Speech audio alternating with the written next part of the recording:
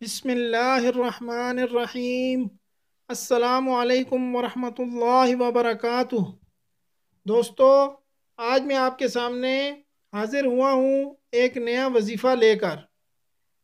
آج کا وظیفہ ہے ہر قسم کے رنج و غم دور کرنے کے لیے۔ بخاری و مسلم شریف میں حضرت ابن عباس رضی اللہ تعالی عنہ سے روایت ہے کہ حضور اکرم صلی اللہ علیہ وسلم کو جب کسی کا رنج ہوتا تب حضور اکرم صلی اللہ علیہ وسلم اس دعا کو پڑھتے تھے۔ دوستو، دعا سے پہلے میری آپ سے گزارش ہے کہ میرے چینل کو سبسکرائب کریں اور گھنٹی کے بٹن کو دبائیں تاکہ میری ہر نئی آنے والی ویڈیو آپ تک پہنچ سکے۔ ویڈیو پسند آئے تو لائک اور شیئر ضرور کریں۔ تو آئیں چلتے ہیں دعا کی طرف۔ بسم اللہ الرحمن الرحیم۔ لا الہ الا اللہ العزیز الحکیم۔ لا الہ الا اللہ رب العرش العظیم۔ لا الہ الا اللہ رب السماوات والارض ورب العرش الکریم۔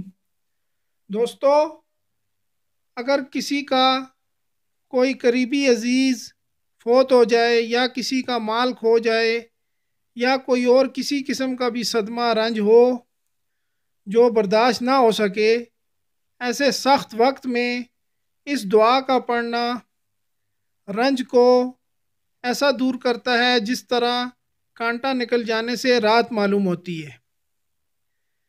اسی طرح 10-12 دفعہ پڑھنے سے رنج میں مزید کمی معلوم ہوتی ہے۔ بعض علماء نے اس دعا کو اسم اعظم بھی فرمایا ہے۔ بہر صورت نہایت مفید دعا ہے، اور کیوں نہ ہو اللہ تعالیٰ کی تعریف اور پھر سید الاولین و آخرین کی زبان مبارک سے نور علی نور جو ہے۔ تو دوستو، امید ہے آپ کو آج کا وظیفہ اور دعا پسند آئی ہوگی اور اس سے انشاءاللہ آپ لوگ مستفید ہوں گے۔